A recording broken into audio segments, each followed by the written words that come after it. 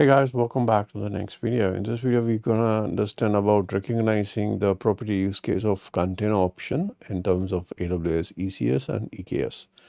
Do remember that we have already spoken about EC2 instances. Now, how it's different, EC2 instance will actually have the full scale installation of an operating system, but container service will have the essentials of the minimalistic operating system, which enables you to work with that particular component. For example, if you're working for a specific requirement, then only those commands for that requirement would work because the operating system would be customized in a way that it would only react to it.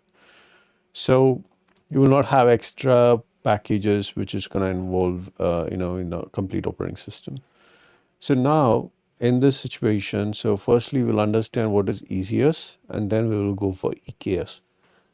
ECS is basically called as Elastic Container Service. So if you talk about containers outside of this, you would think about Docker. Docker is one of the containers which is available out there, but it is not an orchestrator. Do remember that there's a difference between a container service and an orchestration service.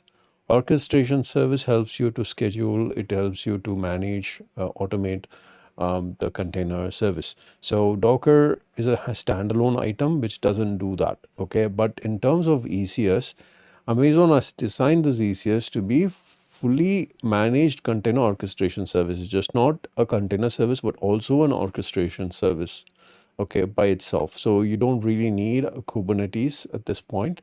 And if you need it, there is EKS, which is Elastic Kubernetes Service. It is also simplifies container management and scheduling. It can also integrate seamlessly with other services like IAM, VPC, CloudWatch, EC, S3, and likewise you can integrate it with other AWS features. Okay, so now let's talk about ideal for users who wants a native AWS solution for container management services. A straightforward setup without needing to manage Kubernetes control plane, tight integration with rest of the AWS ecosystem. Now let's talk about the use case in this ECS. Running microservice applications, one of the use cases which I've used it before. Batch processing jobs for scheduling and monitoring and other purposes as well. Hosting web services that benefits close integration with other AWS services is something I've done before. So likewise, you have the variety of use cases for ECS. Now let's quickly talk about EKS right now. So let's just go to EKS here. Now EKS is more, it's a bit more complicated than ECS service because EKS is a managed Kubernetes service that simplifies running Kubernetes on AWS, gives you full access to Kubernetes API, allowing you to run any Kubernetes compliant applications. Suitable for users who is familiar with Kubernetes or needs to have hosted multi-cloud or hybrid cloud deployments needs to be done. This is Kubernetes is much more preferable. So we have a training for Docker and Kubernetes in which I teach you end-to-end Kubernetes in that, and Docker as well. But when you get to the Kubernetes side of things, you will see that how Kubernetes makes use of Docker and makes it even better in terms of working with containers.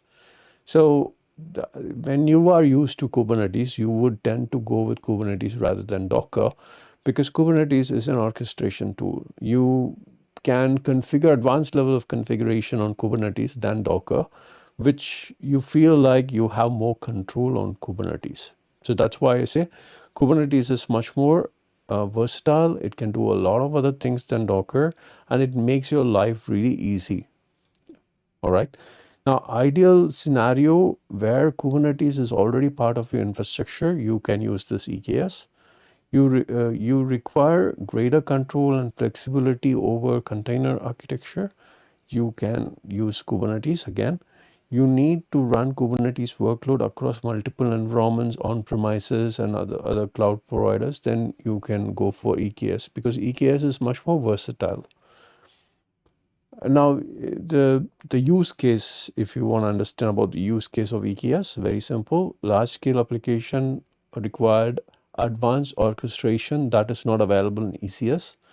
Deployment of Kubernetes specific features are needed, like Helm chart, custom controller, likewise, then you can actually go for this.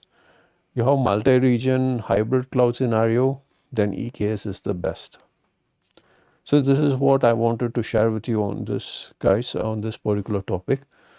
I will see you on a next video.